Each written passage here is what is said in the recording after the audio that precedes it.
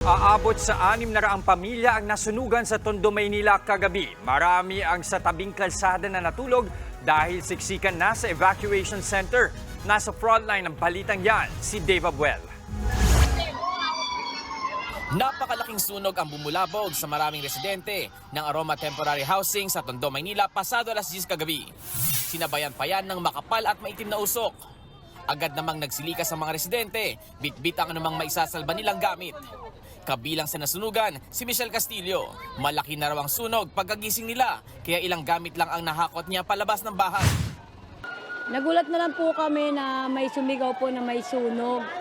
Nandun po kasi kami sa loob ng bahay. Paglabas po namin, yun na po, malakas na po ang apoy.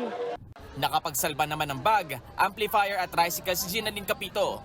Yun nga lang, Kaso yung mga alaga namin, hindi po talaga namin maisalba dahil sa sobrang laki ng sunog Pusa ko po 4, tapos yung itik ko na 2. Yung mga gamit namin, hindi ko na po iniintindi mga gamit, basta ma-safety lang po namin mga anak namin.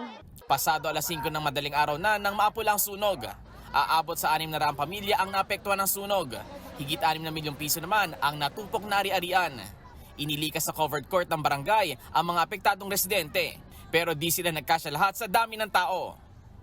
Dahil puno na sa mga evacuation centers, pinili ng ilang mga residente na dito na lang sa kalsada maglatag habang binabantayan yung kanilang mga naisalbang gamit. Yan ay habang iniisip kung paano magsisimulang muli matapos ang trahedya. Bukod sa masisikip na daanan, naging pahirapan ang pagresponde ng BFP dahil sa dami ng mga residente sa lugar. Yung nakikita nyo yung lugar natin, nasikip.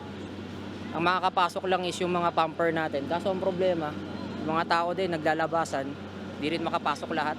Di naman maiwasan ng BFP na sumama ang loob nang malamang may residenteng bumasag ng windshield ng kanilang fire truck. Sa mga residente po natin na taga dito, kalma lang po tayo. Kasi ginagawa lang po namin yung trabaho namin. Tapos makakarinig pa kami ng bad comment, babasagin nyo pa yung truck. Tinutulungan na nga namin kayo, kami pa yung nasasaktan. 2 volunteer ang nagtama ng minor injury habang rumiresponde. Wala namang naitalang nasaktan sa mga residente. Inaalam pa sa ngayon ang mitsa ng sunog. Nagbabalita mula sa frontline, Dave Abuel, News 5. Mga kapatid, Jess De Los Santos po, huwag magpahuli sa mga umaaksyong balita at napapanahong issue sa bansa. Para sa mas malawak na balitaan, mag-subscribe at mag-follow sa social media pages ng News 5.